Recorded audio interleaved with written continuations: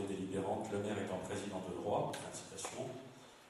Comme cela a été évoqué lors de la réunion de la commission municipale numéro 2 du 3 juillet 2012, il est donc proposé au conseil municipal de Biganos de désigner en son sein, à la représentation proportionnelle à la plus forte moyenne, les 9 membres qui constitueront la commission municipale de concession d'aménagement et de choix de l'aménageur de la ZAC de recomposition du centre-ville. Donc 9 membres. Monsieur le maire propose d'ouvrir un siège à chacun des groupes d'opposition, ce qui ferait 7 du groupe majoritaire et 1 de chaque groupe de l'opposition, si vous considérez de proposer. Monsieur Courbet. Très bien. Monsieur Tardis. Merci. Donc les candidats présentés par Monsieur le maire sont Monsieur le maire, Madame Garlin, Monsieur Béliard, Monsieur Amat, Monsieur Bordet, Monsieur Bocard et Madame Camas. Et donc les 2 autres membres sont Monsieur Rambaud et Monsieur Tardis. Y a-t-il des questions?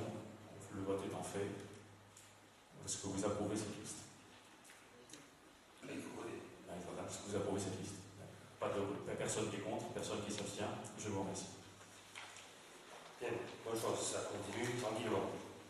Le projet numéro 12-099, le retrait de la délibération du conseil municipal numéro 11-061 du 14 avril 2011 et autorisation de numéro 7 de la ZAC d'activité du moulin à la Cassadotte avec M. Christophe Ducout et Mme Mathilde Tournecy. Véronique Arnaud. Par délibération numéro 11-61 du 14 avril 2011, le conseil municipal de Biganos a autorisé M. le maire à signer la promesse unilatérale de vente du lot numéro 7 de la ZAC activité du moulin de la Cassadotte avec M. Christophe Ducout et Mme Mathilde Tournecy pour la construction d'un magasin de coquillages et crustacés. Cette promesse de vente n'a pas encore été signée et l'indemnité d'immobilisation qui est prévue n'a donc pas été versée auprès du notaire de la commune, M. Ducout, 2011, afin de pouvoir à nouveau disposer de ce lot numéro 7 de la ZAC d'activité de la Cassadotte pour prévoir de signer une nouvelle promesse de vente. Question examinée en commission municipale numéro 2, réunie le 3 juillet 2012. Donc, abandon de cette parcelle.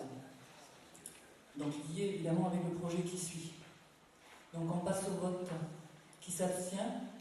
Qui vote contre? Merci. Donc, le projet suivant, le numéro 100. Par délibération successive, le conseil municipal de Biganos a procédé à la création du périmètre de la ZAC, question de l'éligibilité de la taxe d'aménagement, approuvé le dossier de réalisation. Le bornage établi le 18 juillet 2011 identifie le lot numéro 7 pour une superficie de 1342 m² et la parcelle cadastrée section BO 218 selon le plan joint. Numéro 4. L'avis du service de France Domaine sur le prix de vente minimum attendu a été actualisé le 13 mars 2012. Les charges des cessions et concessions des terrains à l'intérieur de la ZAC d'activité du moulin de la Cassadotte prévoit les conditions de dépôt, de demande et d'obtention d'un permis de construire, ainsi que les délais de réalisation de la construction autorisée, de même que les clauses de résolution de la vente qui seront reprises dans la rédaction de l'acte notarié de vente.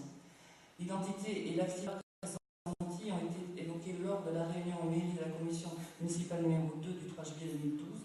Une faculté de substitution sera prévue au sein de l'acte de vente.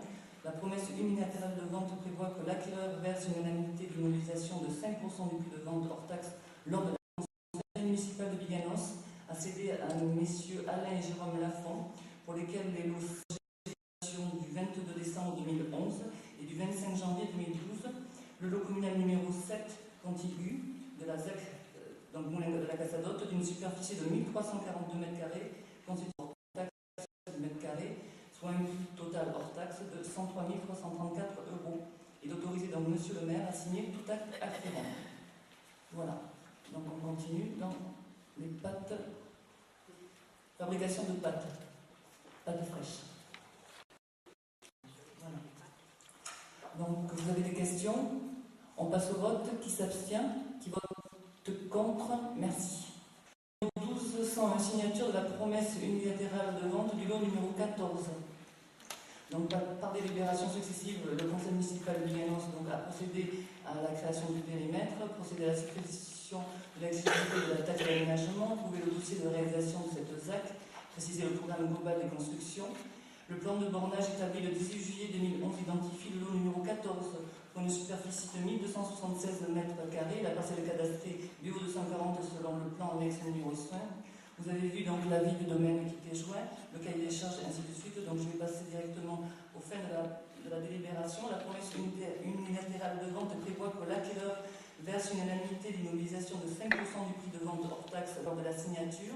Il est donc proposé au conseil municipal de Biganos de céder à la SCIMBI de monsieur et madame Bernard Montbourguet, pour lesquels les lots de vente par délibération du 25 janvier 2012, le lot communal numéro 14 de riverain de la ZAC d'activité du Moulin de la Casadotte, d'une superficie de 1276 m², constituant la parcelle BO 240 au prix de 77 € hors taxe du mètre carré, soit un prix total hors taxe de 98 252 € et autorisé donc monsieur le maire à signer tout acte afférent. Donc là, ça continue donc les lots, ça concerne donc du... Projet numéro 1202, la dissolution du syndicat d'électricité Audange, Biganos, Danton, Marchopie, Milan-Mat.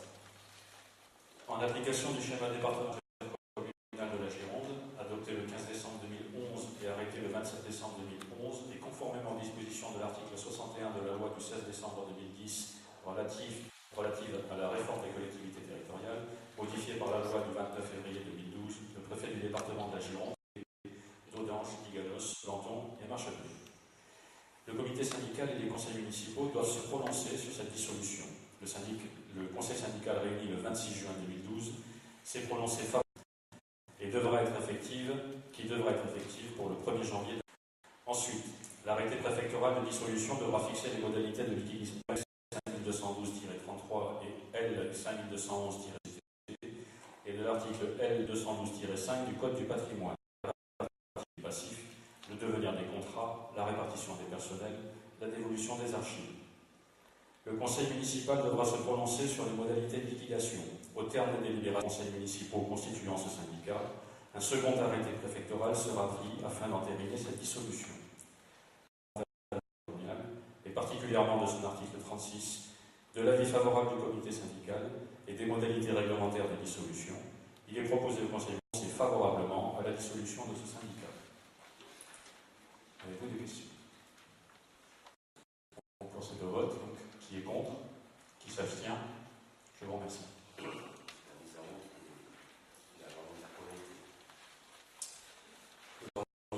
De représenter la commune dans le recours de M. Alain Lopez auprès de la Cour administrative d'appel de Bordeaux. Administratif de Bordeaux contre l'arrêté de caducité de son permis de construire, 107 avenue de la Côte d'Argent, qui ont été rejetés. Il vient de faire appel de ce jugement négatif auprès de la Cour administrative. La défense de la commune auprès de la Cour administrative d'appel, contrairement à la première instance, au tribunal administratif, où la DTM est assistée par un avocat. Il est donc proposé au conseil municipal de Biganos de missionner à cette fin M. Cornille, avocat à Bordeaux, agissant déjà au nom de la commune dans les contentieux relevant de l'urbanisme, afin de représenter la commune de Biganos devant la Cour administrative d'appel de Bordeaux dans l'affaire qui oppose à M. Alain Lopez sur la reconnaissance de la caducité de son permis de construire. Le coût d'une telle mission, 500 € hors taxe, et comprendre éventuellement des frais de déplacement. Cette question a fait l'objet d'une information complémentaire reprise dans le compte rendu de la réunion en lien avec la commission municipale numéro 2 du 3. C'était quoi ce projet? C'est le pour citer de légumes où il n'a rien fait pendant des années et donc on l'a retoqué puisqu'il n'a pas fait les travaux, il a dépassé son. Oui, tout à fait. Après, on était soutenu sur ce dossier-là pour la DTM. C'est la DTM, soit l'avocat qui le fasse avec la commune, et non pas la DTM seule. Voilà. 2012, le non-versement de la rémunération au titre du premier jour de congé de maladie de la sécurité sociale a été précisé par la circulaire du 24 février 2012. Cette séquence est obligatoirement applicable et qu'aucune décision locale ne peut y déroger. Pour lutter contre l'absentéisme, d'appliquer les retenues sur le régime indemnitaire des agents. Dans le cadre d'un accord sur les négociations sociales lors du comité technique du 5 juin 2012, acté le principe de la suppression de la délibération numéro 1036 du 15 décembre 2010 en s'appuyant sur la mise en place du jour de carence. Cependant, les collectivités respectent le principe de parité fixe à l'article 88 de la loi numéro 84-53 du 26 janvier 1984, selon lequel elles fixent les régimes indemnitaires de leurs agents dans la limite de ceux dont bénéficient les différents services de l'État. Aussi, en vertu du principe de tarif appuyé sur les dispositions du décret, les éléments suivants. Les primes des agents titulaires et non titulaires sont maintenues dans les mêmes proportions que le traitement en cas de congé annuel, congé de maladie ordinaire. Le régime indemnitaire est donc maintenu pendant 3 mois, puis réduit de moitié pendant 9 mois. Congé pour accident de service, congé de maternité, congé de paternité et congé d'adoption. Le régime indemnitaire n'est pas maintenu pendant les congés suivants, congé de longue maladie, congé de longue durée. Afin d'assurer le passage au nouveau système, le montant global des sommes retenues depuis le 1er janvier 2012 dans le cadre de la délibération numéro 10 est abrogé, donc la délibération numéro 10-136 du 15 décembre 2010. Voilà. Donc, suite à la mise en place du jour de carence, on a mis une autre délibération qui prenait en compte l'absentéisme. Voilà. Oui, je me souviens très bien du débat. Ceci dit, on a fait un petit calcul pour une catégorie C. Avec les agents, aux environs, ça va varier entre 16 et 20 jours de carence.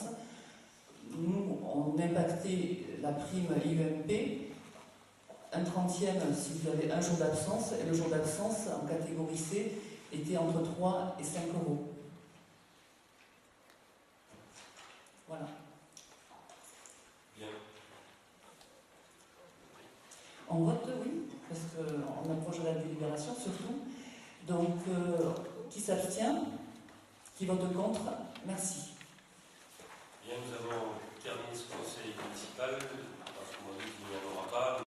Le soir à partir de 18h30, je ne crois pas, pour les fêtes de notre ville, où j'aurai le plaisir de vous y accueillir. Si vous n'aviez pas été invité, écoutez, vous êtes invité d'office.